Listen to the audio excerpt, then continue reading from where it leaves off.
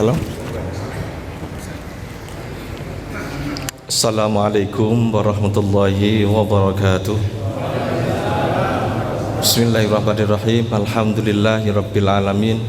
Wa bihi nasta'inu 'ala umuri dunya waddin. La haula wala quwwata illa billahil aliyil azim.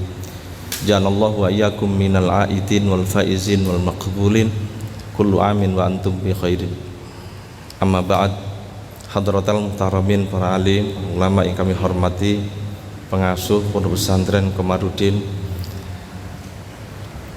jajaran pengurus MWJNU Sukodono, jajaran pengurus LTMNU dan seluruh anggota LTMNU, para takmir masjid se-Kecamatan Sukodono.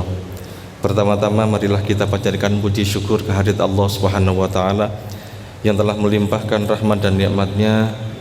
Syukur alhamdulillah pada saat ini kita bersama-sama dapat sowan ke Romo Yai di lingkup Pondok Pesantren Komarudin Bunga Gresik. Kedua kalinya salawat dan salam mudah-mudahan tetap tercurahkan pada junjungan baginda Rasulullah Muhammad SAW yang senantiasa memberikan bimbingan baik kepada kita sekalian. Para bapak sekalian yang kami hormati, sekilas sebelum yang disampaikan oleh pengasuh, kami adalah dari Majelis Wakil Cabang Sukodono, Nahdlatul Ulama Sukodono. Kami adalah dari Lembaga Takmir Masjid LTMNU, membawai para bapak-bapak pengurus takmir Masjid Sukodono. Agenda tahunan adalah salah satunya di sini adalah silaturahim kepada para bapak kiai, para pengasuh, pejabat, pemerintah. Dan untuk saat ini adalah di wilayah utara, yaitu di Gresik dan Lamongan. Dan saat ini alhamdulillah kita sudah nyampe di Pondok Pesantren Komarudin, dan kami berniat untuk silaturahim, mengembangkan wawasan. Barangkali nanti mungkin bisa disampaikan kepada bapak pengasuh kita adalah mungkin perlu menimba ilmu untuk pengembangan yang kita lihat bersama adalah tentang perkembangan pondok pesantren dan lembaga pendidikan yang ada di lingkup Komarudin ini. Ya, mudah-mudahan kita nanti bisa mengambil hikmahnya, mengambil ilmunya, barangkali hal-hal yang akan disampaikan pada mereka. Dan perlu diketahui bahwasanya kami di LTMNU ini ada sekitar 55 masjid yang bergabung di LTMNU Sukodono. Demikian dari saya, kurang lebihnya mohon maaf. Barangkali yang terima kasih kami sampaikan atas kedekatan kami, dan terima kasih atas penghormatan yang diberikan, dan mohon maaf barangkali ada hal-hal yang kurang dari kami. Sekian, billahi taufiq wal hidayah. Assalamualaikum warahmatullahi wabarakatuh.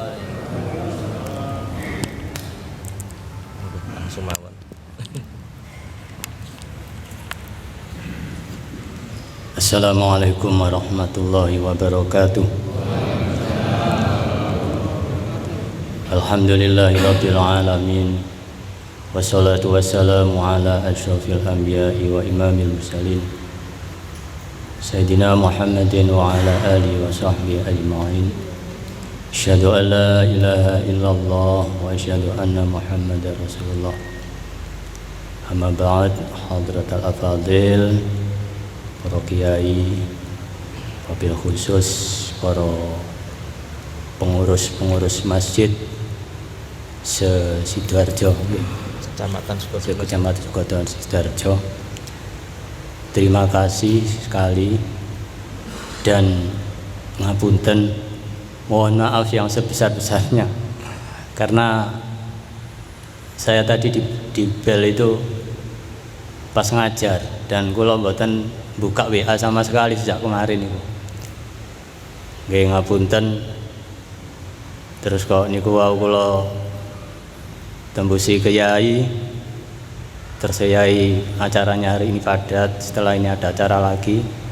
Mau saya tadi kan setelah kita ke Mbak Komarudin kan saya sowankan, ternyata jenengan pun hubung yai mboten saged, mboten semerap kula.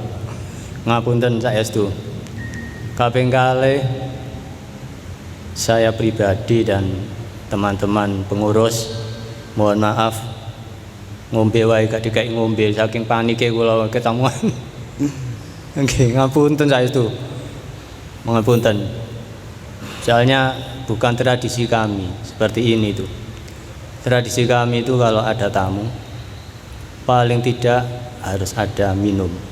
Nah, paling tidak mbak-mbak kula riyen ngoten. Dan yang namanya qahwa itu sudah kewajiban. Jadi nek tamu kalau kopi ini kurang pas. Nggih, kirangan mbak riyen kok ngoten. Yang kula niki kok tahu tadi malam ya. Insya Allah saya siapkan itu. Nggak tahu ya pas ngajar nih kau bapak ngebel niku ya Allah. Nang kepo maksud saya turun ngajar anak-anak saya suruh gantikan. Saya papak di situ tadi. Ngapunten saya itu, nggih. Ngapunten nggih. Nggih. Alhamdulillah yang tak terhingga saya sampaikan pada bapak-bapak semua yang sudi mampir ke Pondok Pesantren Komarudin yang insya Allah ini adalah pondok tertua ya, pondok tertua. Mengapa? Karena Pondok Pesantren Komarudin ini didirikan oleh beliau Kiai Komarudin pada tahun 1747.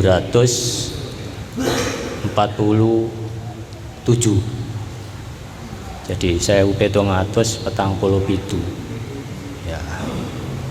Ya sebelum berdiri di sini, Mbak Komarudin itu kalau tak ngadeg mawon gitu. Ngadeg mawon.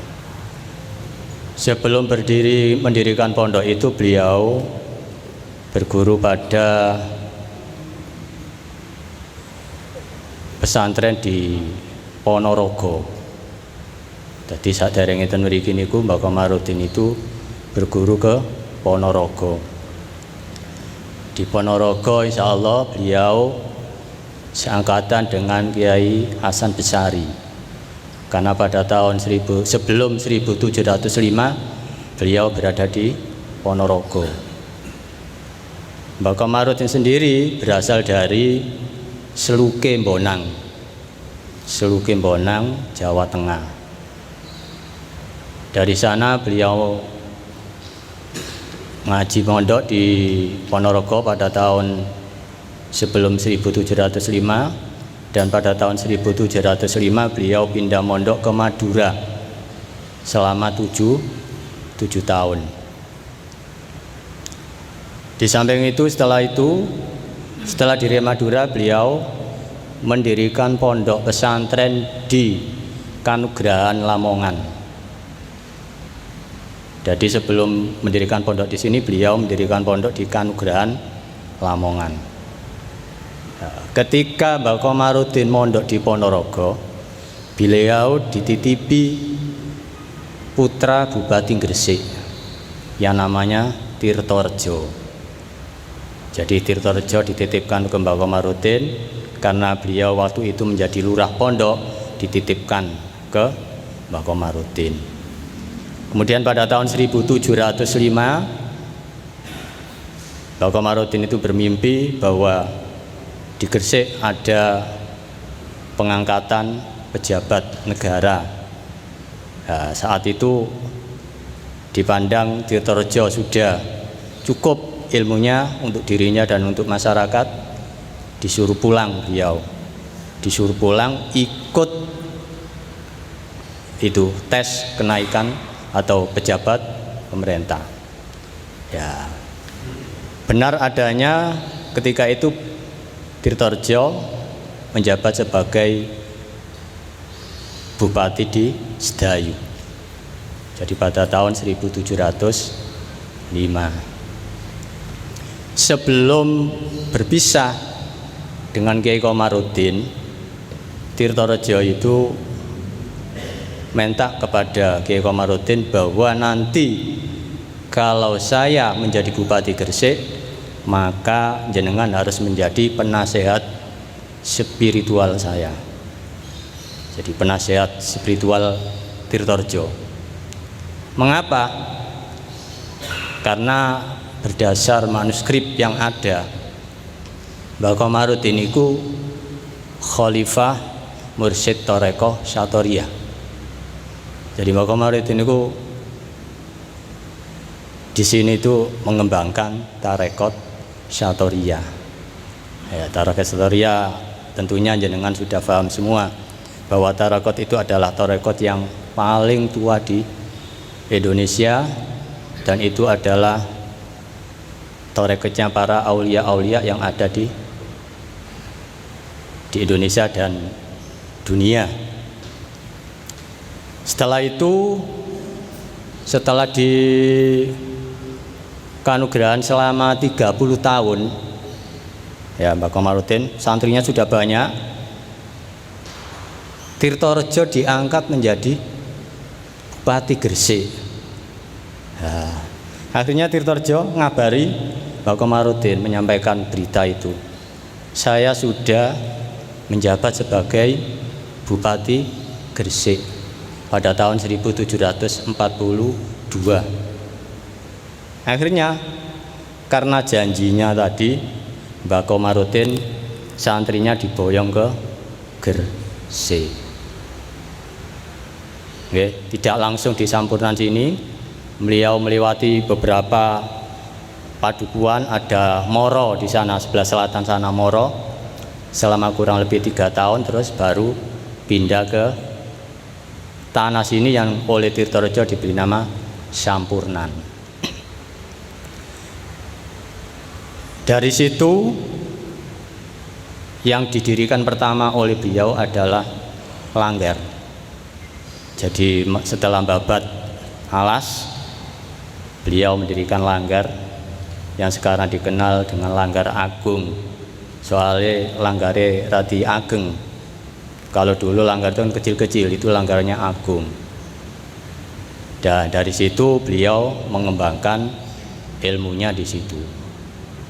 Tak lama, sekitar 10 tahun beliau wafat dan meninggalkan 10 anak, yang diantaranya masih ada yang yatim.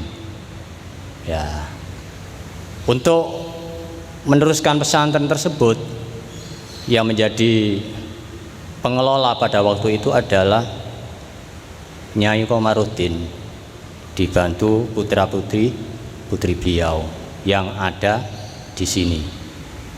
Ya, putra-putri 10, yang yatim masih 3.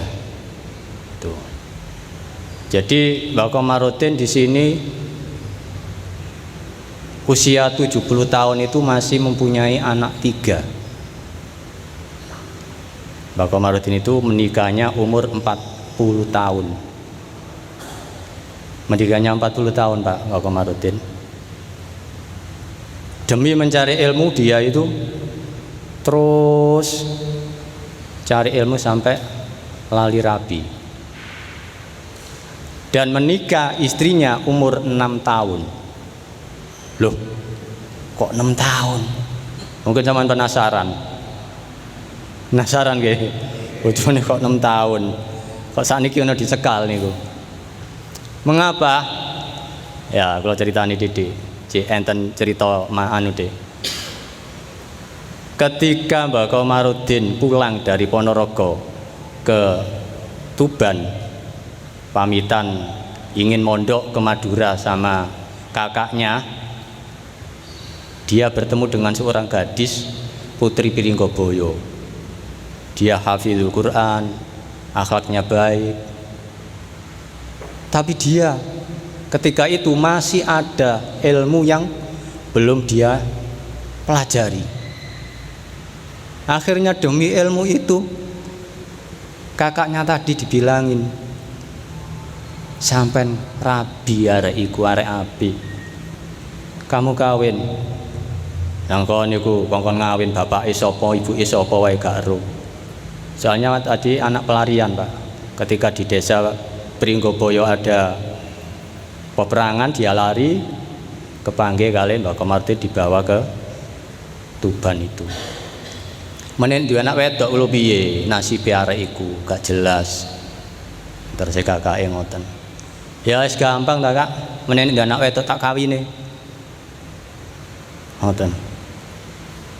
Terus di Sema ketika pulang dari Madura dia kemalaman di Brondong sana, desa Brondong, mendengar suara anak membaca Al-Qur'an cek apike arek iki suarane. Esun koyok tahu ngerti suara iki. Ternyata itu tadi Putri Binggo Boyo. Loh kok jenengan Kak? Iya, aku dilongsor. Aku dilongsor, aku dipecat. Kan juru menjabat sebagai ketip di Tuban kota. Ketika perpecahan Mataram itu, dia kena imbasnya, dipecat. Nah, dadi esun ya timbanok kono, semelayu rene. Ya iku arek wedok iku, ya gelem gak gelem ya ora biyen, wong kono janji. Ya wis tak rabine. Jadi dikawin Pak, usia 6 tahun, dikawin Mbak Komarudin yang usianya 40 tahun. Ya setelah itu mendirikan pondok selama 30 tahun. Akhirnya sampai di Bunga ini umur 70 tahun. Sekitar umur 80 tahun beliau wafat. Ya, kemudian setelah Mbak Komarudin sedo, pondok keadaannya surut. Surut santrinya mungkin ya mbak wis gak ono, tapi masih sambung terus alumni masih diteruskan sama putra putri dan Bunyai Komarudin sampai akhirnya Harun yang dulu masih yatim itu sudah besar. Dan setelah mondok di Surabaya, Sawahan Surabaya, beliau pulang dan digantikanlah kedudukan Mbak Komarudin oleh Mbah Harun. Dibuka, diumumno bahwa Komarudin sekarang sudah membuka pengajian lagi.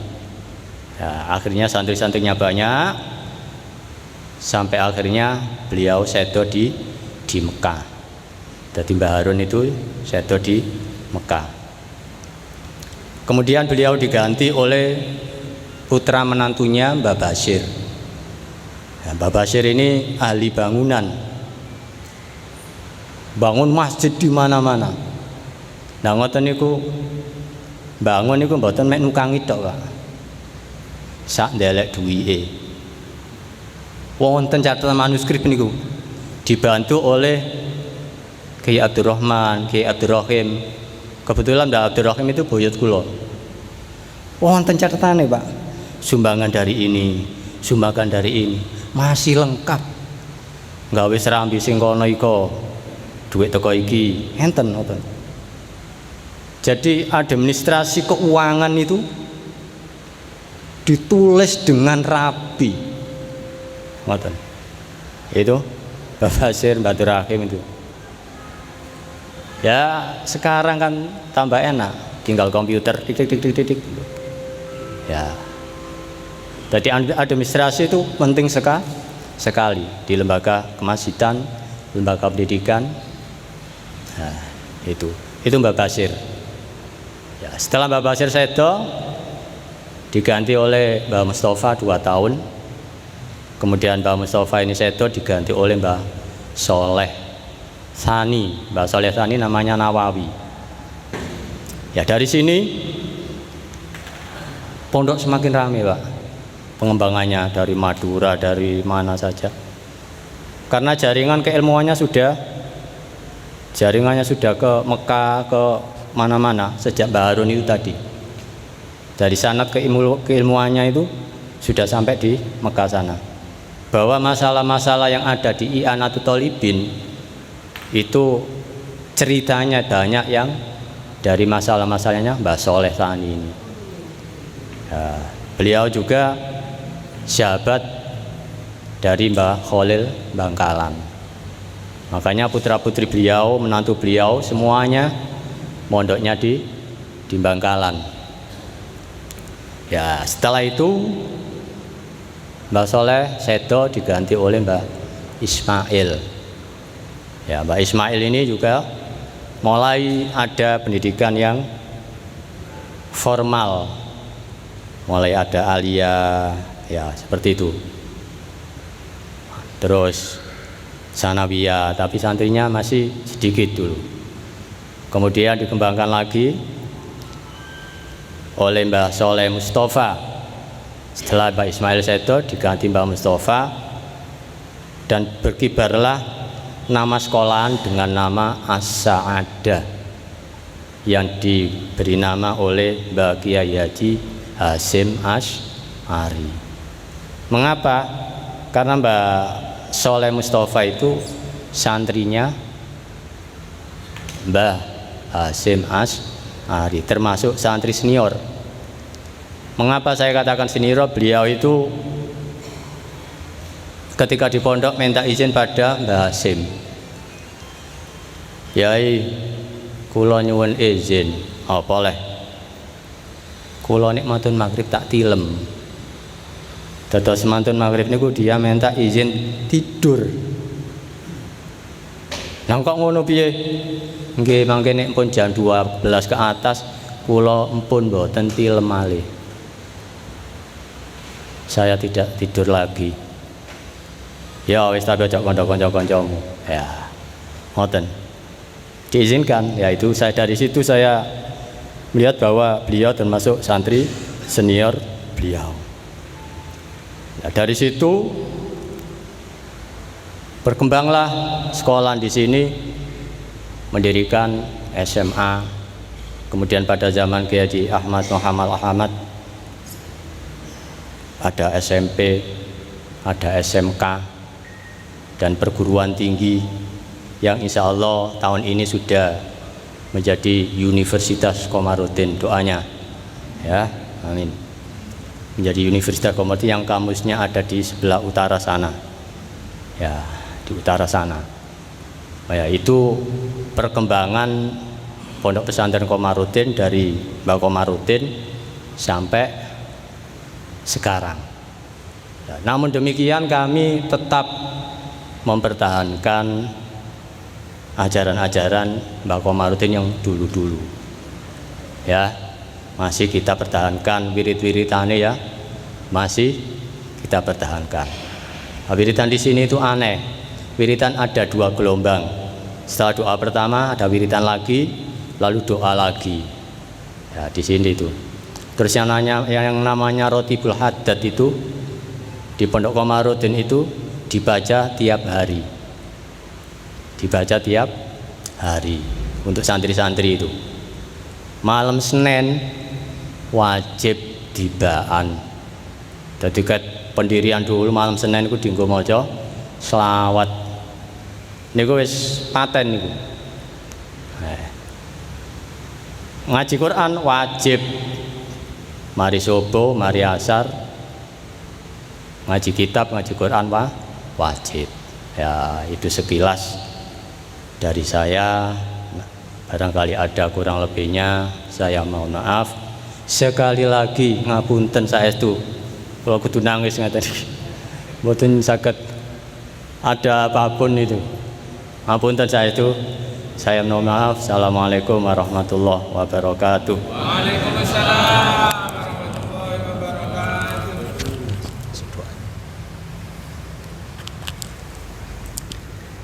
Bismillahirrahmanirrahim. Alhamdulillah alamin. Allahumma sholli ala sayyidina Muhammad wa ala ali sayyidina Muhammad. Allahumma arinal haqqa haqqan tiba'ah wa arinal batila batilan warzuqna ijtinabah.